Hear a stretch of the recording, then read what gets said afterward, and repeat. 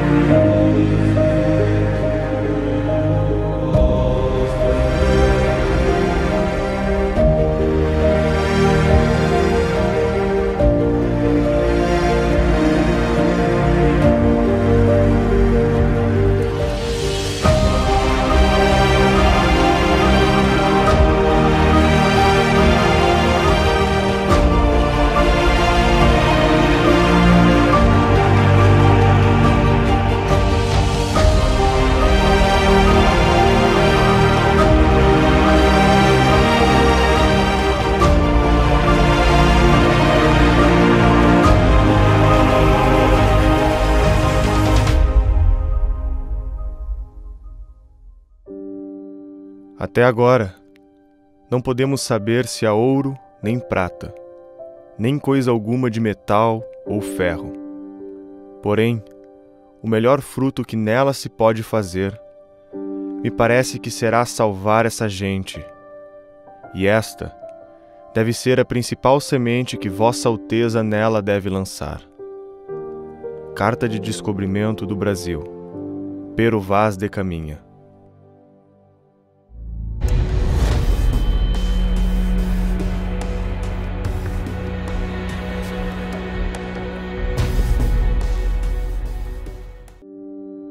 A gente precisa lembrar que os americanos, os nativos americanos, eles ficaram aí pelo menos 10 mil anos separados pelo oceano, né? Quer dizer, enquanto a Europa, a África e a Ásia, eles conseguiam misturar culturas, porque você tinha uma comunicação, então você com alguma região inventava roda e essa tecnologia pelo comércio, ela ia se expandindo e as pessoas iam trocando ideias, a América ela ficou isolada.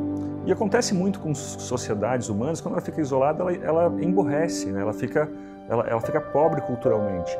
Então, quando a gente teve essa reconexão dos americanos com os europeus, isso foi um dos episódios mais extraordinários da história do mundo.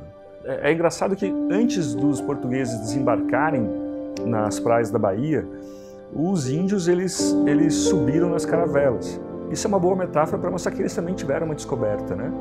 E eles ficaram espantados a ver bichos que eles nunca tinham visto, né? Por exemplo, uma galinha, correram das galinhas, provaram um bolo e cuspiram, acharam ruim.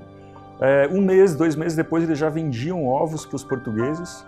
O cachorro foi uma tecnologia imensa para ajudar os índios, porque ele vigiava a aldeia né? Ele informa, ele late se algum invasor está chegando, ele te ajuda a desintocar animais. Os índios que se aliam aos portugueses são índios que perceberam que uma aliança era vantajosa, porque tinha um monte de tribo nômade violentíssima.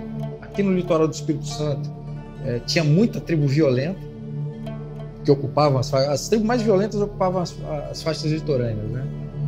Acho que a mais violenta que tinha aqui eram os botocudos, e que atacavam essas tribos que eram tribos fixas, né?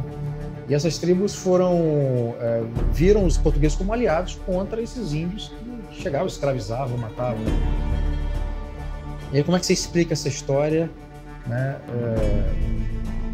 para as pessoas depois de já ter toda uma história construída com base, os portugueses eram os malvados, que dizimaram as populações indígenas e tal. Essas tribos viviam em guerras permanentes e não se aceitavam umas às outras de maneira alguma. Então, se você for dizer que a propriedade deles, bom, em primeiro lugar, eles não tinham noção da propriedade da terra. Essa noção não existia.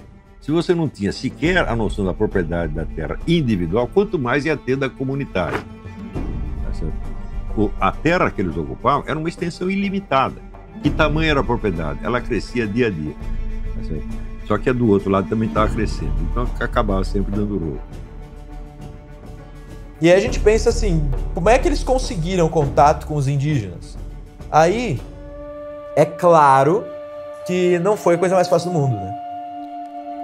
A Corte de Lisboa decidiu investir em proteger o Brasil da disputa de território. Seriam necessários navegadores dispostos a enfrentar os riscos de migrar para o Brasil e se adaptar à humildade de uma vida simples, ao convívio com os índios e empreender no instinto comercial da única coisa que a corte poderia oferecer em troca: explorar comercialmente o pau-brasil para tinturas. Os indígenas sabiam onde havia pau-brasil, eles sabiam onde tinham as madeiras, eles sabiam cortar as madeiras e sabiam transportá-las. Então eles davam isso tudo, e os portugueses eles davam coisas que para eles não eram importantes, para eles portugueses, né? Eram importantes para os indígenas. Do ponto de vista do indígena, aquela madeira não tinha esse valor todo. Tinha em todo canto aqui. Por que Nossa, esse cara é maluco, né? Vem aqui que é árvore. Pra cabeça dele devia ser assim, entendeu? Então pro indígena era uma troca vantajosa. Ele ganha um espelho, ele entrega um pau, entendeu? Às vezes a gente é ingênuo e pensa assim, eles davam coisa que não prestava pra nada pros indígenas. Mas do ponto de vista econômico, aquilo era escasso, né, aqui. Era o que eles não tinham, eles queriam, enfim. Então aí eles conseguiam fazer essa relação. O Brasil por um tempo ficou assim. O Brasil era uma promessa, a Índia, uma realidade. Então perceba todas essas características. O Brasil ele nasce de um impulso ligado aí à expansão da fé e às rotas comerciais. A princípio, existem expedições de reconhecimento e locais nos quais já se estabeleciam alguns contatos comerciais. Depois o povoamento. Vamos fincar raízes naquela terra. Um dos objetivos foi o fato de que a França estava de olho aqui, né? O pau-brasil foi perdendo importância no comércio e o Império Português não tinha finanças para povoar o Brasil. Para administrá-lo, utilizaram uma prática já testada por Portugal em outros territórios: dividir o local em determinadas áreas, onde cada uma delas receberia um capitão, com a missão de fundar vilas, distribuir terras a quem desejasse cultivá-las, construir engenhos e defender o território, podendo, em troca, explorá-lo comercialmente, pagando 20% dos seus resultados à coroa. O português divide em 15 capitanias hereditárias do território brasileiro e cada uma teria um donatário, um capitão donatário. Donatário é aquele que recebe a doação. Então ele seria responsável por criar naquele local um povoado. Nesse sentido, as capitanias servem como um bom elemento simbólico, muitas vezes, para demonstrar o quê? Havia uma força de interesse econômico nessa movimentação que acompanhava, isso é importante dizer, não o objetivo de extrair riquezas, mas de manter riquezas. Percebam que a natureza das capitanias ela é oposta a uma ideia de ciclos econômicos, porque as capitanias buscavam ser meios de estabelecimento de pessoas aqui, protegendo fronteiras e etc. Ou seja, essas riquezas teriam que, por lógica, ficar aqui, claro que a partir de uma lógica da própria exploração, etc. Mas se eu exporto e fico rico, logo parte dessa riqueza fica aqui. A consequência dela, o resultado. Ora, o quanto a geografia brasileira foi determinante da história do Brasil. Olha o quanto esse vasto litoral a ser defendido e protegido, a vastidão do território, a necessidade de povoamento, foi determinante da história do Brasil. Isso é tudo relação de produção. A ideia de colônia, por exemplo, não remete exclusivamente a um processo predatório. A etimologia de colônia não significa depredação, ciclos. Longe disso. Colônia significa, dentro de suas aplicações, inclusive povoamento, que é um processo que o Brasil viveu. Os brasileiros até o século XIX não se chamavam colonos, se diziam portugueses nascidos no Brasil, em conformidade com os estatutos jurídicos de Portugal. Eram tão portugueses quanto os nascidos em Lisboa, titulares dos mesmos direitos. Então, a palavra colono é uma palavra que aparece na história da Inglaterra para se referir às suas colônias, mas não era aplicável a Portugal, porque Portugal tinha um projeto político diferente. E agora eu vou destacar uma coisa, que o grande orgulho dos americanos é a democracia liberal. A primeira eleição das Américas foi em São Vicente, na Vila de São Vicente. Por quê? Para eleger os homens bons.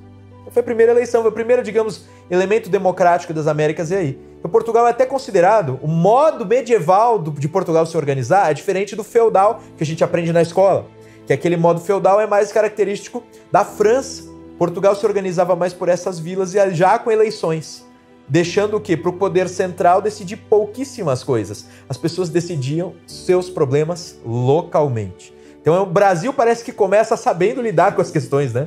Localmente as pessoas vão discutir os seus problemas e decidir as suas coisas. Então toda a atividade de governo efetivamente era resolvida e decidida pelos moradores de cada vila que eram eleitos.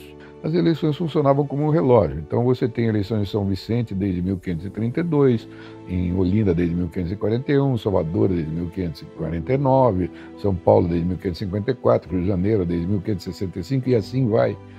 E isso é uma base que nenhum país europeu, por causa dos direitos feudais, teve, e que apenas, vamos dizer assim, os Estados Unidos, na América, tiveram um governo local dessa importância. Isto é uma base que facilita imensamente a atividade empreendedora. A missão era muito mais difícil do que parecia, e apenas 2 capitanias iriam prosperar: a de São Vicente, de Martim Afonso e seu irmão, e a de Pernambuco, com Duarte Coelho. Todas as demais capitanias que marcavam o início do desenvolvimento mundial do comércio fracassaram. O açúcar alcançava altos preços na Europa, onde era pesado em grama para venda. A cana-de-açúcar foi trazida de outras ilhas e crescia muito bem em terra brasileira. Logo, os portugueses passaram a construir os primeiros engenhos de açúcar no território. Os índios frequentemente destruíam os engenhos que eram erguidos. Algumas tribos eram muito hostis e tinham hábitos totalmente diferentes, como comer carne humana, acreditando adquirir as habilidades do cadáver, ritual que ficou conhecido como antropofagia. Agora se coloca no lugar das pessoas daquela época. Chega um cara aqui com uma carta de doação. Ele apresenta: eu sou o donatário.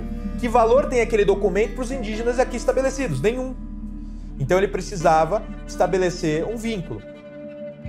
No caso da vila de São Vicente, um náufrago português chamado João Ramalho já estava estabelecido no local e havia se casado com uma princesa tupiniquim, a Índia Bartira.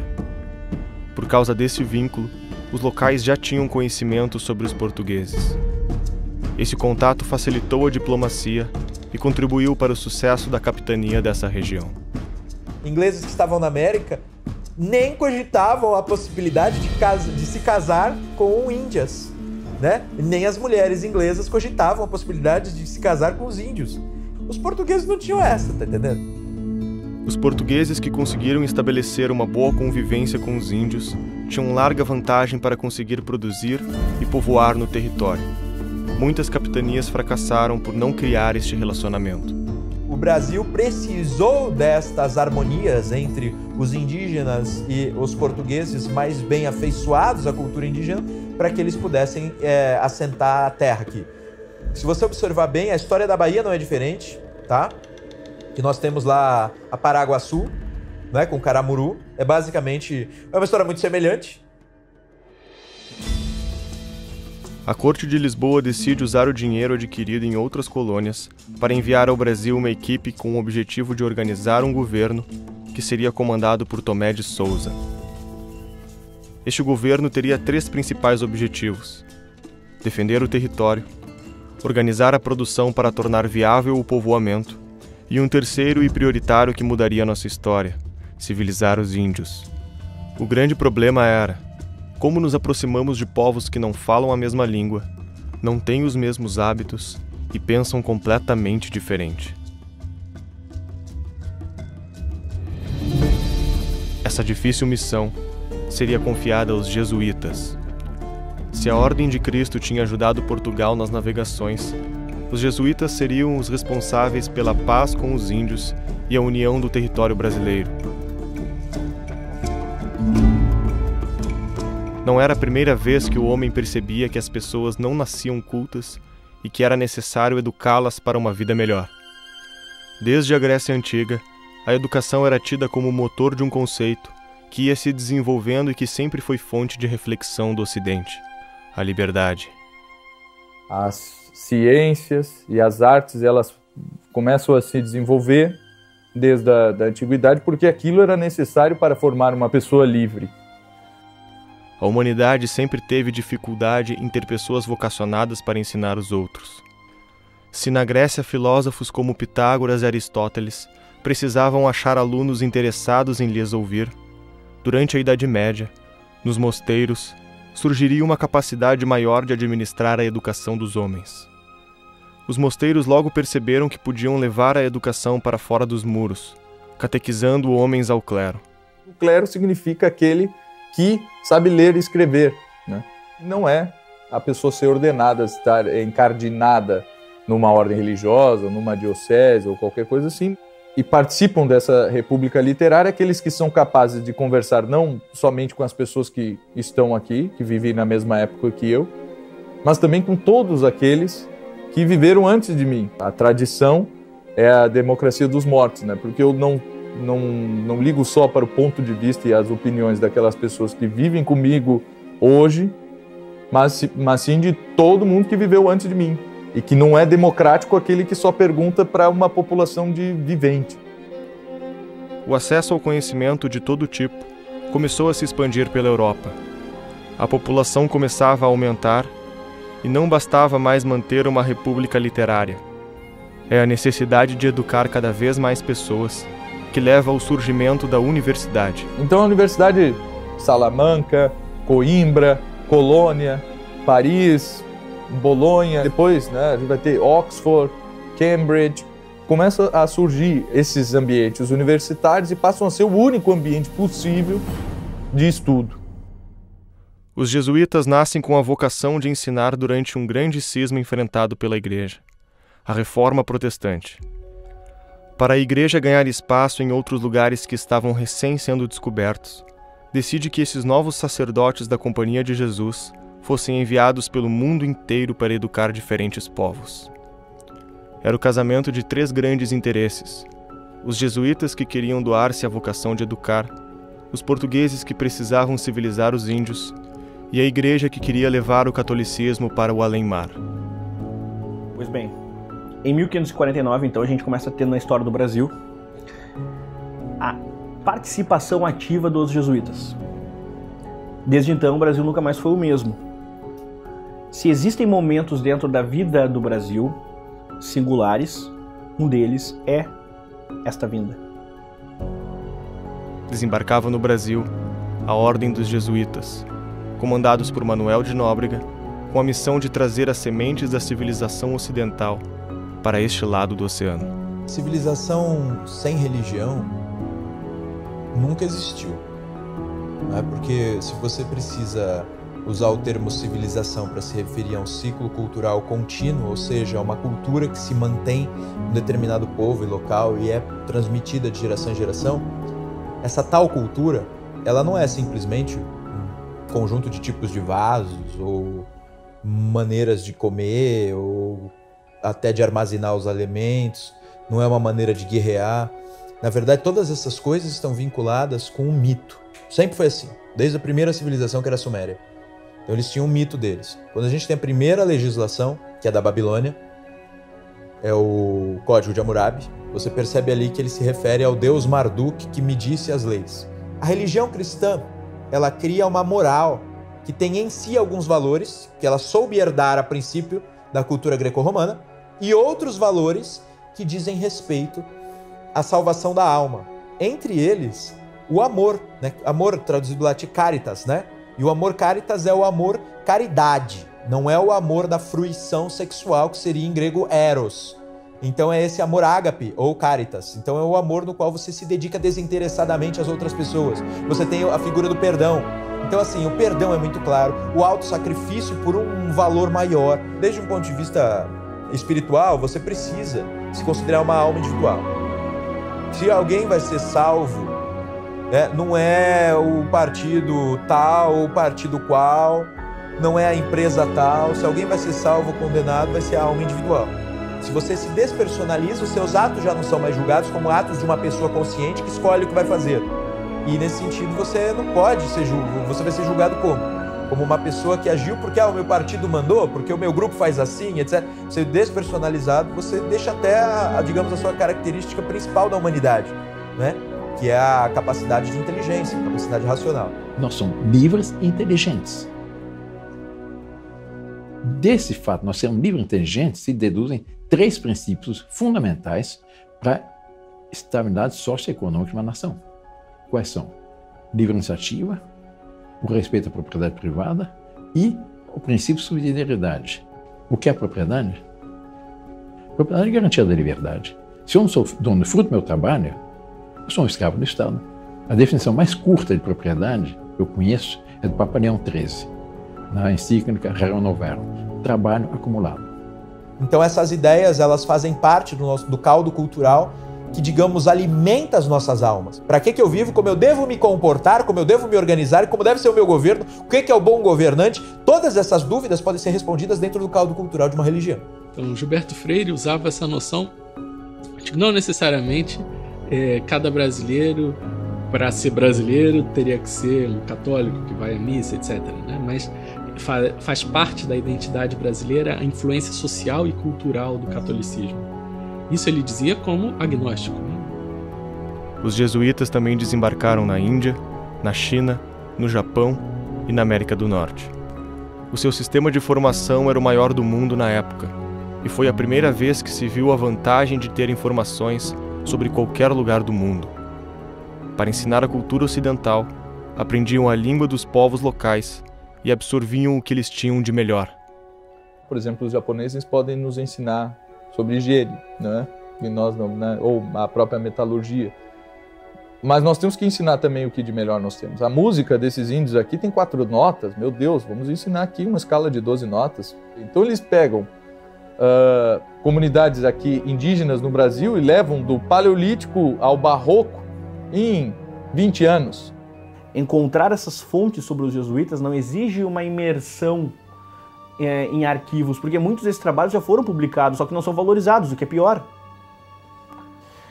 Padre João de Aspilcueta Navarro escreveu: haviam acabado de matar uma moça, está falando dos índios, e mostraram-me a casa, e entrando nela, percebi que a estavam cozendo para comê-la. A cabeça estava pendurada em um pau. E depois fui a outras casas, nas quais achei pés, mãos e cabeças de homens no fumo. Escreveu o Padre Manuel Nóbrega: os gentios, que parece que punham sua bem-aventurança em matar seus contrários, comer carne humana e ter muitas mulheres, se vão muito emendando, e todo o trabalho consiste em apartá-los disso. Uma sociedade que tem este costume, bom, não é um primor de moralidade, evidentemente. Eles vão dizer, mas isso é julgado pelo parâmetro ocidental. Sim, Só que uma hora você vai ter que escolher um parâmetro ou outro, meu filho. Né? Além do que, o parâmetro ocidental é racionalmente defensável. Você tem 2 milênios de tradição de argumento, exame, análise, etc, etc, etc. E esta cultura indígena não tem sequer alfabeto. Arrisco dizer que a civilização ocidental é o ponto mais alto que a humanidade chegou até agora. E o Brasil é fruto disso.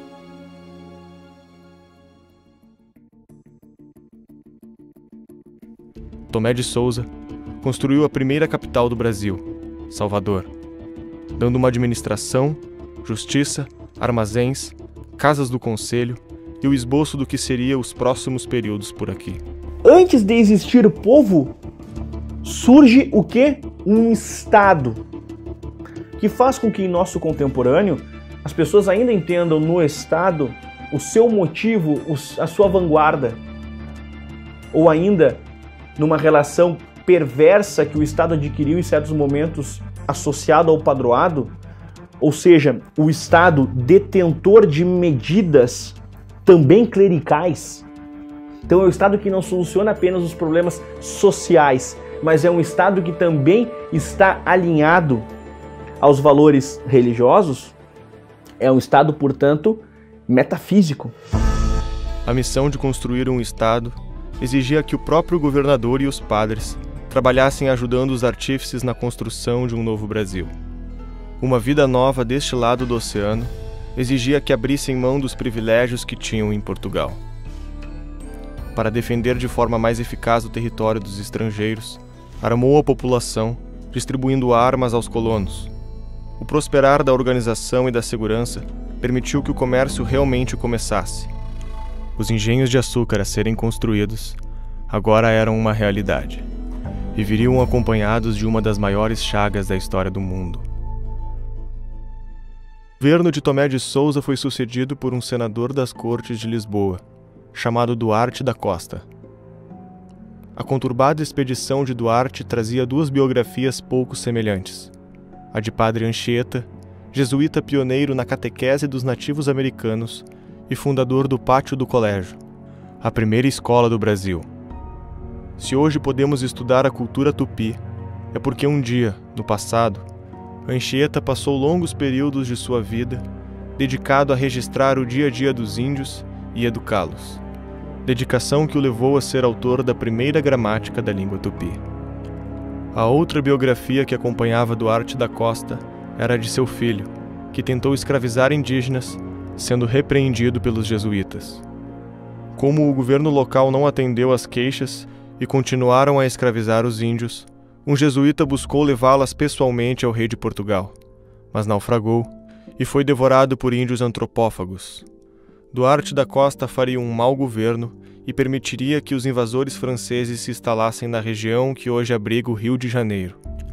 O povo apelou para a coroa pedindo a substituição do governador, e em 1556 ele foi exonerado e substituído por Mendez Sá. O terceiro governador do Brasil vinha com a missão de enfrentar os invasores franceses.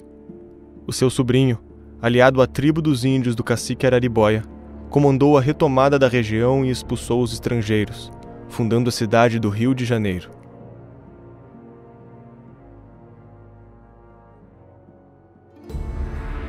A história do Brasil continuava ligada a Portugal, e uma nova crise de sucessão do trono geraria forte interferência nas terras além-mar. No ano de 1578, o rei português Dom Sebastião estava lutando contra os muçulmanos no norte da África, quando desapareceu em uma batalha. Tem uma parte da história do Brasil a qual a gente presta pouca atenção, mas que foi fundamental para a configuração do país que a gente tem hoje, que foi o período da chamada União Ibérica. Foi um momento em que uma crise sucessória em Portugal levou a que o rei de Castela fosse declarado também rei de Portugal. E aí você fica algumas décadas de Portugal dissolvido na Espanha. A Holanda tinha relações comerciais saudáveis com Portugal, mas estava em guerra com a Espanha. Quando houve a união entre os reinos em 1580, os portos fecharam as relações comerciais e a Holanda decidiu atacar o Nordeste brasileiro para garantir o controle sobre a produção e comercialização do açúcar. Eles não tinham, pelos tratados, pelos acordos da época, o direito legal de estar aqui. Então, a utilização do termo invasão está correta. Tanto é que a escolha de Pernambuco já demonstrava qual era o interesse dos holandeses aqui. Era o interesse mercantil, escolheram justamente o lugar então mais rico do Brasil. Então, diferente do processo português, em que eles realmente emigravam, os holandeses, por outro lado, escolheram um lugar específico que era lucrativo. Os holandeses não tiveram um empreendimento humano e nunca se propuseram a isso que os portugueses, por exemplo, tiveram. Eles pegaram, inclusive, o estado de Pernambuco, Recife, Olinda, enfim, que já tinha um processo civilizatório constituído naquele lugar. Isso é importante dizer também, porque há um valor dado ao processo holandês no Brasil, como se eles tivessem civilizado o Brasil, que antes era bestial. Na verdade, quem civilizou o Brasil, que antes tinha características bárbaras, pré-históricas, foram os portugueses. Os holandeses roubaram e bloquearam a produção de açúcar no Brasil e os pontos de comércio de escravos no continente africano. De uma hora para outra, a região não tinha mais mão de obra e seu comércio estava comprometido. Os 60 anos que uniram Portugal e Espanha por um soberano comum não geraram apenas os prejuízos da cobiça holandesa. Quando comparamos o mapa do Brasil com os mapas da época, vimos que há uma grande diferença no tamanho do território. Durante um século, o português ficou hesitante à porta daquilo que parecia um imenso deserto, sem ânimo de entrar no Brasil adentro. O Brasil só seria realmente descoberto, de ponta a ponta, com os bandeirantes. Os bandeirantes tornaram-se uma espécie de nômades dos sertões. Penetravam o Brasil em busca de prata, ouro e de escravos. Eram descendentes de portugueses de São Paulo, mas grande parte das tropas eram compostas por índios e caboclos. Desde o alto do Amazonas, a savana gaúcha, levaram o idioma, a religião e o começo da identidade nacional. Era incessante a sua corrida em busca de terras virgens. Batizou uniformemente a terra e em todos os cantos do Brasil encontraremos uma Boa Vista e uma Volta Grande. Os bandeirantes também falavam tupi e nomearam muitos dos lugares que eles passaram com a língua, como Jundiaí, Piracicaba, Taubaté, Sorocaba e tantas outras. Então esse período que vai de 1580 até o fim dessa união, em 1640, foi um período riquíssimo da história do Brasil, no qual não só se configurou, em linhas gerais, o atual mapa do Brasil, né? Porque foi essa circunstância que permitiu o avanço dos bandeirantes, por exemplo, em terras que eram castelhanas, como também as instituições brasileiras se firmaram nesse período. Portugal só recuperaria sua independência quando a família dos nobres de Bragança reivindicassem o reino. Era o acordo que dava fim a uma longa guerra de separação da Espanha e inaugurava uma nova era da dinastia portuguesa.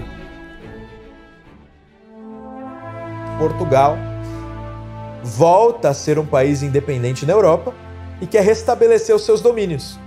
Portugal, já tendo que manter uma guerra com a Espanha para garantir a sua independência, fez um acordo com a Holanda. Onde eles estivessem, eles ficariam. E onde eles estavam? Né? Eles estavam no Nordeste e também em Angola. Os brasileiros não aceitaram essa situação. Então, formaram terços, né? Como eram chamadas unidades militares, e se reuniram para fazer frente ao ocupador, ao invasor holandês, mesmo sem apoio do rei de Portugal. As diferenças religiosas e mercantis eram muitas, e estava prestes a nascer o primeiro exército brasileiro. Os portugueses têm uma maneira de lidar com os débitos e com os créditos e com o comércio. Os portugueses da época, inclusive. Os brasileiros foram, digamos, herdando isso. chegam os holandeses com outras práticas comerciais. As práticas comerciais são de pontualidade absoluta, juros contínuos e constantes e altos.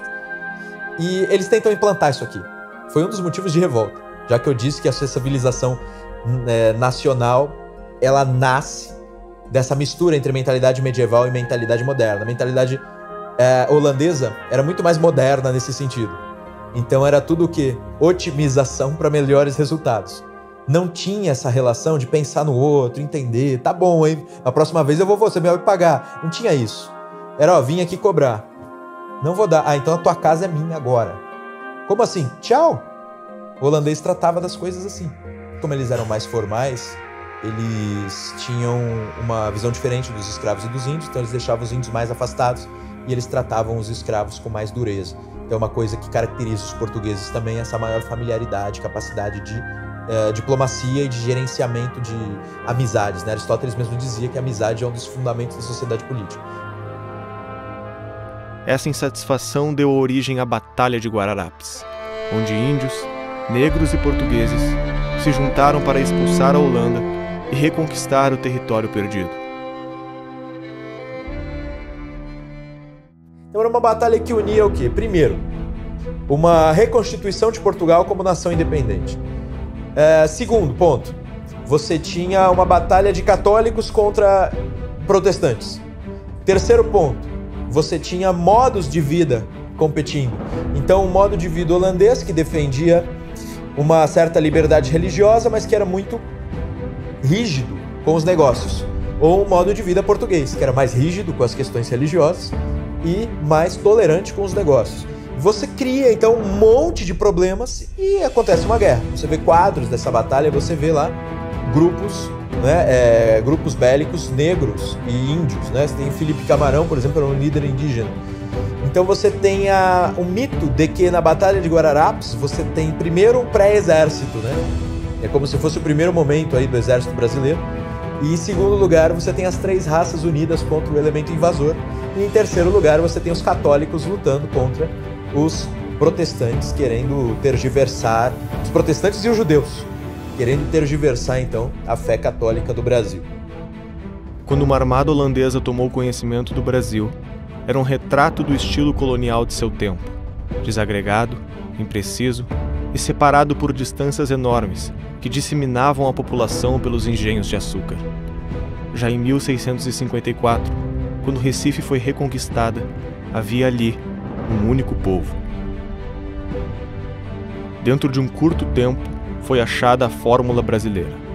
Aliados contra intrusos, índios, brancos e negros, incentivados pelo seu amor à terra adotiva ou do berço e apegados aos seus modos de vida, carregaram em si o desabrochar da brasilidade. Havia chefes militares europeus como Fernandes Vieira, índios como Felipe Camarão e negros como Henrique Dias. A luta gerou um sentimento de identidade com a própria terra e deu origem ao primeiro exército brasileiro. O holandês foi retirado, mas ficava o espírito de regionalismo que não mais se perderia.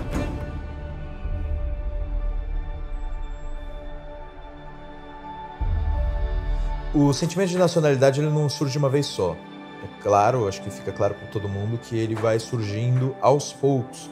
Então, quando a gente fala primeiro em nacionalidade, temos que lembrar que se vamos nos remeter à colônia, ao período colonial, nós não estamos falando de uma união entre identidade nacional e Estado. Isso é impossível, uma vez que nem Estado independente havia.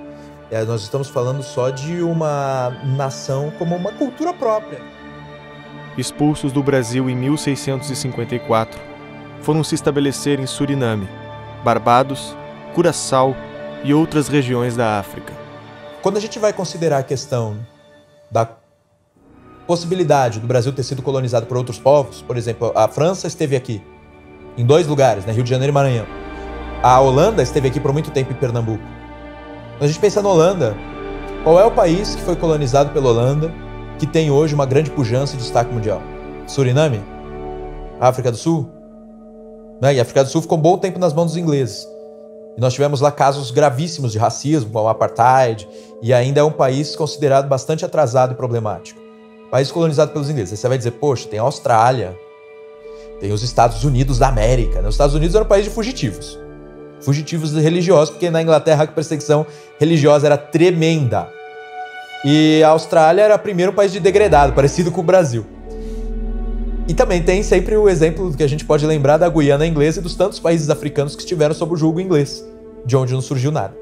Na França, Haiti, Guiana francesa. Então eu uso esses exemplos para a gente pensar que não adianta, fui colonizado pelo tal. Chega num momento em que as pessoas que estão ali já não são mais o tal. Durante os 60 anos que tinha durado a unificação de Portugal e Espanha, o comércio português foi arruinado. Os negócios com a Índia entraram em completa decadência e a marinha mercante foi praticamente destruída. Mas o Brasil já tinha vida própria e a atividade econômica tinha aumentado muito deste lado do oceano. Os bandeirantes tinham rasgado os caminhos do sertão em busca de pedras preciosas e lugares para criar gado, fazendo do Brasil o principal fornecedor de couro da Europa. Surgiam as primeiras plantações de algodão e, na Bahia, Salvador de Sá havia até mesmo construído o maior navio do mundo para a época. Mas o Brasil ainda tinha uma grande surpresa econômica pela frente. Com a queda do valor do açúcar, a coroa portuguesa implementou estímulos para desbravar terras ainda desconhecidas em busca do ouro. O incentivo maior era um decreto que dava direito de posse ao ouro descoberto. Os bandeirantes, agora caçadores de minérios, começaram a fazer descobertas. As notícias do ouro chegaram rapidamente em São Paulo e convulsionaram a pequena vila. Começava a corrida do ouro. Todos os moradores que tinham condições partiram atrás da riqueza. As boas novas correram rápido pelo Brasil, fazendo com que os colonos de outros estados também cruzassem o sertão até Minas Gerais. Em 3 anos, 6 acampamentos mineiros tornavam-se vilarejos. Eram lugares precários, carentes de tudo o que se pudesse imaginar, menos de ouro. O esquema que surgiu para abastecer as minas mudou a vida não só do Brasil, como também da metrópole. Em menos de meio século, a população mineira tornou-se maior do que Nova York, ultrapassando os 600 mil habitantes da época, enquanto toda a população do Brasil e de Portugal não passava de 4 milhões. As cidades ganharam importância e nobres portugueses vieram para o Brasil. O símbolo da riqueza é a principal cidade mineira do século XVIII, a Vila Rica, que hoje leva o nome de Ouro Preto. A atmosfera na vila era de euforia. Ficaram ricos os mineradores, comerciantes, artesãos e funcionários. A arte acompanhou a prosperidade e fez nascer o esplendor do barroco mineiro, um estilo marcado pela riqueza dos elementos decorativos. Mesmo com a influência europeia, o barroco mineiro pode ser considerado, desde 1500, a primeira manifestação artística de uma cultura local e não mais a reprodução dos padrões europeus. Entre os grandes artistas do período, os mais conhecidos são o pintor Manuel da Costa Ataíde e o escultor e arquiteto Aleijadinho, representante máximo de uma verdadeira escola artística. A educação também avançava. Até então, o único estudo disponível no Brasil era dos colégios jesuítas. Com o enriquecimento, o hábito de mandar pelo menos um dos filhos a estudar na Universidade de Coimbra tornou-se regra entre os mais abastados. Com a nobreza rica e seus filhos letrados, Vila Rica ganhou teatro, orquestra e círculos literários. Era o nascimento de uma aristocracia brasileira.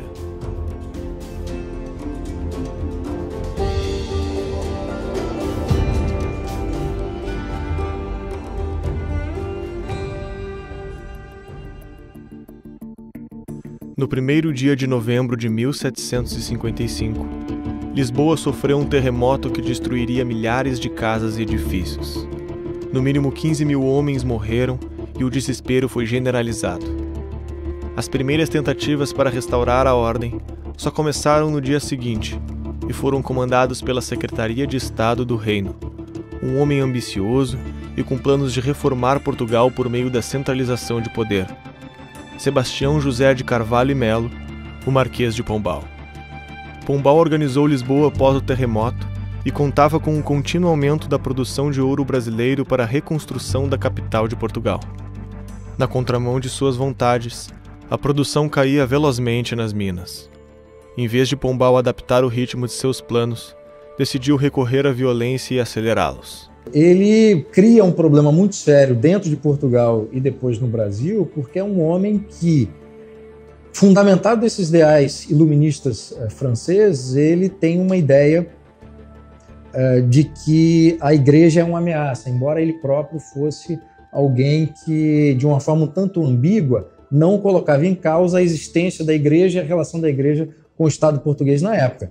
Mas a maneira que ele encontrou de inserir os ideais iluministas franceses dentro de Portugal, por via do ensino, foi perseguir os jesuítas. Déspota esclarecido é a visão ou a definição que eu estou mais alinhado.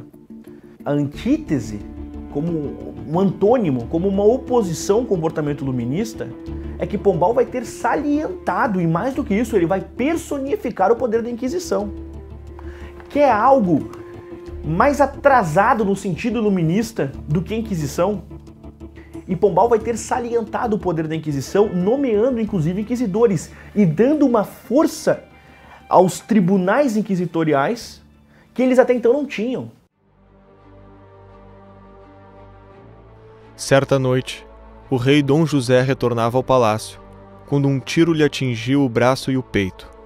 Os ferimentos o obrigaram a repousar por vários meses, e Marquês de Pombal aproveitou-se do susto para convencê-lo da existência de uma grande conspiração que precisava ser enfrentada. Pombal imaginava uma fonte de dinheiro que podia pagar seus projetos, a Ordem dos Jesuítas. Montou em segredo um inquérito no qual os acusou de organizar um grande complô junto a alguns nobres para matar o rei. Em dezembro de 1758, começaram as prisões que levaram mais de 1000 pessoas aos cárceres em menos de 30 dias. Os conventos jesuítas em Portugal foram cercados por tropas e os presos foram interrogados e torturados. Pombal afirmava ao rei ter as provas que confirmavam todas as alegações. Padres jesuítas teriam convencido membros da nobreza a planejar o atentado. O julgamento levou à morte de 11 nobres, a prisão dos padres jesuítas, o confisco dos bens da ordem e a sua expulsão em todos os domínios de Portugal, inclusive do Brasil. E a questão daí envolve também poder, né? Porque eles já eram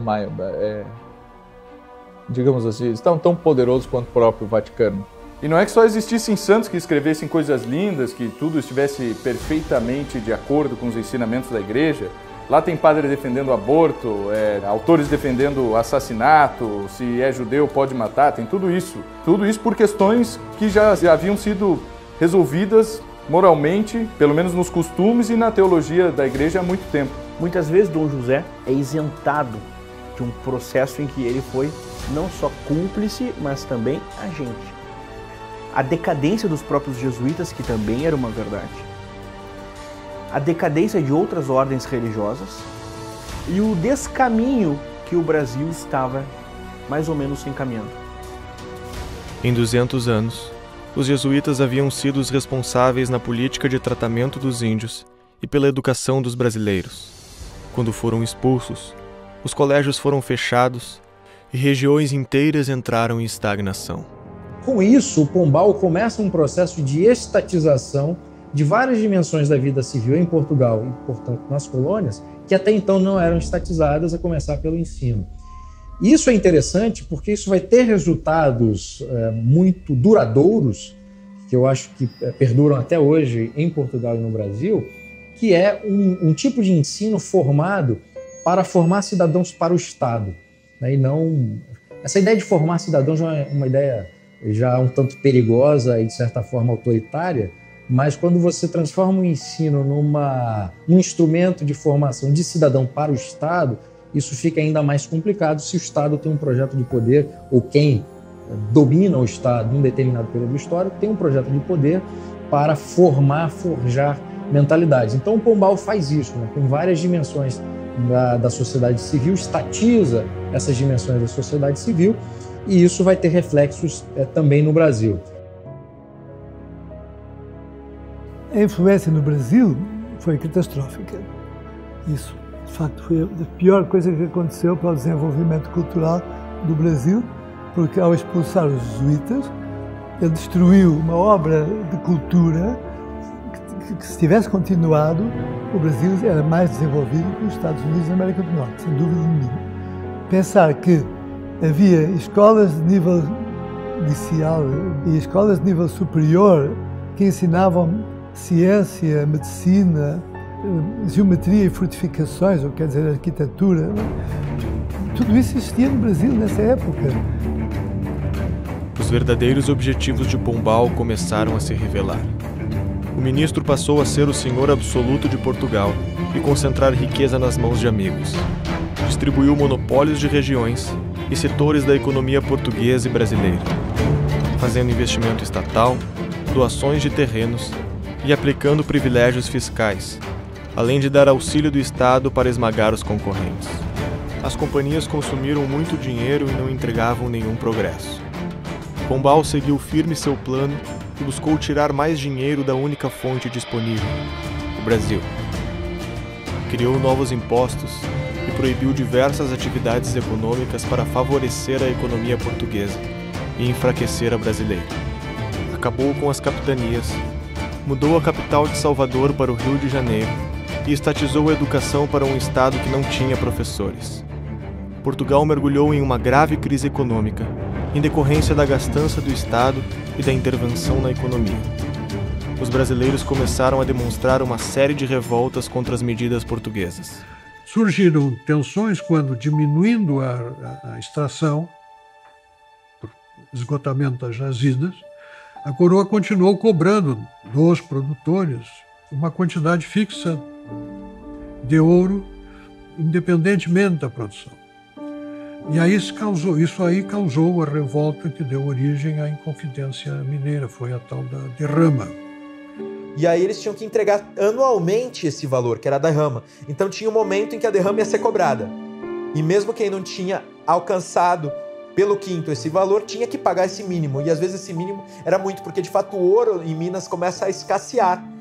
Aí eles se juntam e se revoltam contra isso. A Inconfidência Mineira nasce basicamente disso, só que a revolta não estoura, porque tem um fofoqueiro lá, todos sabem, que antes da revolta estourar, ele denuncia tudo que estava acontecendo às autoridades portuguesas. As autoridades portuguesas, com uma mão bem pesada, perseguem aqueles que eram os líderes e enforcam alguns e esquartejam o famoso Tiradentes aí, e espalham suas partes, seus pedaços aí, pelo Rio de Janeiro e por algumas cidades importantes como Vila Rica. Então você percebe que o que estava acontecendo lá era uma revolta do elemento nativo contra aqueles que organizavam as coisas para o bem de Portugal. E nós vamos ver várias outras revoltas no Brasil, que são chamadas de revoltas nativistas.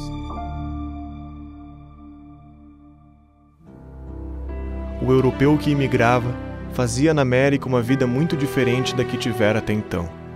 O meio, o clima e a gente que encontrou o transformaram. Nós nos esquecemos, no caso brasileiro, que o Brasil foi feito mais de fora para dentro do que de dentro para fora. Passavam quase 3 séculos que os índios e os portugueses tinham se encontrado. A miscigenação tinha ido adiante de geração em geração, e finalmente havia aquilo que parecia ser o povo brasileiro: negro, índio e europeu. A miscigenação, muito mais do que um enquadramento à luz de uma opressão, eu a entendo como uma virtude brasileira. Quer dizer, a grande coisa do Brasil, evidentemente, foi a miscigenação. Isso que atenuou as fronteiras entre raças e permitiu. Hoje, acho que metade da nossa população é mestiça, é negro mestiça. Tá certo? Se isso tivesse acontecido nos Estados Unidos, bom, talvez você não tivesse nem guerra civil. O Brasil ainda tinha muitos problemas para enfrentar. Diante do espelho, prestamos contas a todas as gerações que nos entregaram a missão de nunca desistir e fazer da superação a nossa história. As dificuldades que deixamos para trás nos fizeram um único povo, que traz consigo uma grande lembrança do passado. No nosso sangue corre cada embarcação portuguesa que disse adeus ao velho mundo, cada tribo indígena que nos ensinou a ser livre nessa terra, cada gota de suor escravo derrubado nesse chão, cada imigrante que um dia prometeu uma vida melhor para sua família. Nós somos descendentes dos gregos, mas nós somos também descendentes de Meroé, e somos descendentes dos que fizeram os castelos medievais europeus e dos que fizeram o grande Zimbabue. O nosso sangue é o tratado de paz da humanidade. Nenhum povo tem a consciência do seu destino e a certeza do seu valor, se ignora o seu passado ou se simplesmente não o entende. Todo esse peso cultural enorme, toda essa tradição, toda essa história precisa ser devolvida. As grandes nações souberam construir admiráveis lendas históricas, que lhes dão às suas nobres tradições poesia, alma e sentido. O Brasil pôde dispensar essas lendas. Basta-lhe o sincero resgate da sua lenta elaboração, o autêntico romance das suas origens, das mais diferentes vidas que aqui se fundiram e forjaram este vasto painel da nossa história tão aflita e heróica.